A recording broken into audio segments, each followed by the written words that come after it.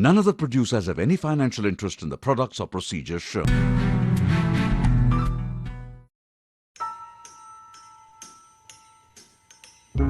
"10 days ago, Ray was acquitted in a shocking murder that he committed. How then did he get away?" Present day Molokini Bar. "I planned to take my AX-50 rifle to take the life of my wife, but by mistake shot the wrong person. How did you get away? Police, on further digging, found the cause of death to be glare." Glare? What? How? Who? When? Hang on. Let me explain. I had cataract surgery done a year back, and since then I've been experiencing a load of glare. Is it cataract surgery supposed to treat vision problems? Anyway, who did the surgery? Surgery was done by a lazy old chap. He calls himself Dr. Vin. How did you get away? He did my cataract surgery all right, but forgot doing my pupilloplasty. I don't get it. How did you get away? Well, I then just told the inspector, had he done my pupilloplasty, I'd have shot the right person. The cops, the court, all bought my story. Poor chap. Dr. Vin got sentenced for not doing my pupilloplasty. All in all, no pupilloplasty means jail everlasting. There have been great innovations in the past with regard to pupilloplasty: Mecanal, Seepsas, Cerclage.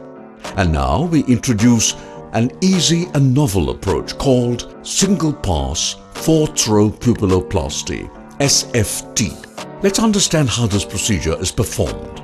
Let's mark the iris before we begin. To any iris defect, there is a proximal iris where you enter and a distal iris where you exit. Step 1. Make a stab incision on one side of the iris defect. This can be the distal incision. Step 2. A 10-0 Prolene suture is passed from the opposite side. This can be the proximal incision through the proximal iris and left in situ. Step 3. A 26-gauge needle is then passed through the distal iris. Step 4. The needle of the 10-0 Prolene is passed into the lumen of the 26-gauge needle and railroaded to the distal incision and pulled through to the suture end.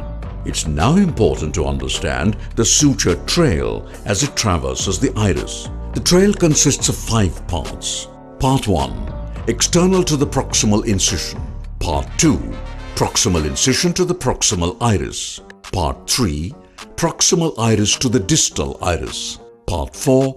Distal iris to the distal incision. Part 5. External to the distal incision. A loop of suture as depicted is taken from the part 2 of the suture, pulled out through the distal incision and made to lie on the conjunctiva. The part 5 of the suture is now cut, and the cut end is thrown into the loop of part 2 4 times, hence showcasing the 4th row of this pupilloplasty. Now, to tie the iris defect together, we take part 1 and part 5 of the suture pass and pull them away from each other externally. This pull brings about a helical pattern to the 4th row knot. Now, as the knot approaches the iris defect intracamerally, it brings the 2 sides of the iris defect closer. Finally, when the helix of the knot comes in contact with both the proximal and distal iris, intertwines it all together to complete the knot. Now a micro scissor is taken and the suture cut close to the knot, thereby completing the single pass 4th row pupilloplasty. Indications of SFT: in appositional closed-angle glaucoma, in Uretz-Zavalia syndrome, in pupil reconstruction, in endothelial keratoplasty, in intrascleral haptic fixation. Effects of SFT: lowering intraocular pressure. SFT lowers intraocular pressure. Reports in the past of reduction in intraocular pressure from breakage of pre-existing peripheral anterior synechiae have been documented. In cases such as appositional angle closure glaucoma, Uretz-Zavalia syndrome, SFT pulls the iris tissue closer to the center of the pupil, allowing the aqueous to flow freely through the meshwork.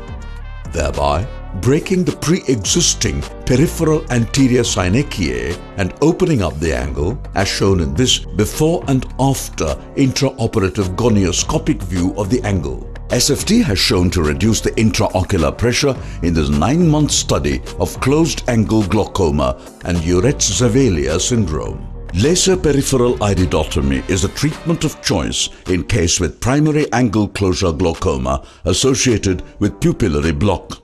However, often the formation of peripheral anterior synechiae continues even after a successful laser peripheral iridotomy. Performing an SFT has shown to have a dramatic change in these cases. The nomogram used in cases with more than 270-degree synechiae. We recommend performing a 6-point traction. In cases with less than 270-degree synechiae, a 4-point traction suffices.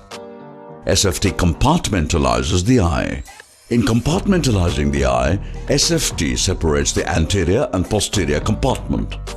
SFT helps in endothelial keratoplasty by preventing the air injected from escaping into the vitreous cavity, and also forms a diaphragm that helps thrust the air bubble towards the graft, ensuring graft attachment. SFT also helps in intrascleral haptic fixation by preventing an optic capture. It acts as a mechanical barrier to the optic edge and thereby reducing the tilt change in the shape of the pupil. SFT changes the shape of the pupil. In cases such as traumatic mydriasis, iatrogenically caused large pupil, and congenital conditions, SFT has a profound impact on quality of vision. It reduces glare, halos, improves the sharpness of vision, eliminating diplopia, reduces photophobia, creating a pinhole effect to vision. Advantages as a pupilloplasty technique. The single pass is a game changer in pupilloplasty for these reasons. The number of times a surgeon enters the eye is inversely proportional to the ease of doing a pupilloplasty procedure. A surgeon becomes more efficient by performing more numbers of sutures than passes, closing the iris defect faster. SFT allows the pupil to dilate post-operatively. The amount of dilatation is inversely proportional to the iris manipulation, which seems to be the least in this procedure. The knot forms a helical pattern that lies flat along the iris plane and doesn't bulk up like in other procedures. This prevents rubbing of endothelium in endothelial keratoplasty. All in all, SFT is a great procedure and a must-know, must-have in your surgical armamentarium, owing to reduced number of passes, ease of suture tying, reduced iris manipulation, increased dilatation post-surgery, and improved repeatability.